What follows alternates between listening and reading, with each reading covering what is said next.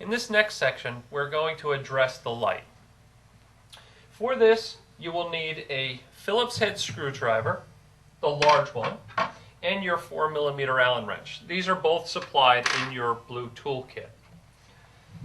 The first thing we would do after unboxing and taking all the packing materials out of the box, as well as locating all of our screws and hardware, is you would take the adapter that takes a European plug and converts it to a domestic plug, and we would put that on first. Next, if we take a look at the back of the light, you'll notice that it is open. We are going to take this bracket here, which will become the back cover for this light. But it does not go on like this, which most people are led to believe. You want to make sure that the recessed holes are facing the outside. That will receive the taper on the Phillips head screws. So I'm going to set this on the table here, give myself a little bit of work area. And now just take our screws and we will insert them into the back.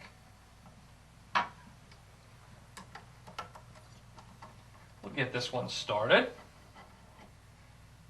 Take the next one. All of your screwdrivers are magnetic. There are a lot of times where that will help you.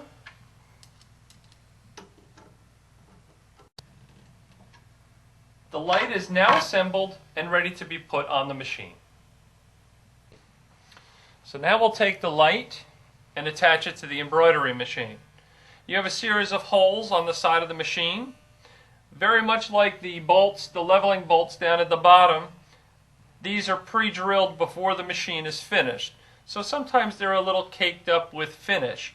You just want to be careful as you're trying to put your Allen head screws in. We line these holes up.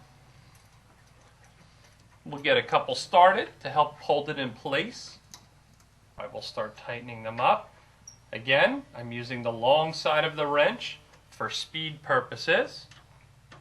And then I will turn it the other way so that I have more torque and finish tightening them up.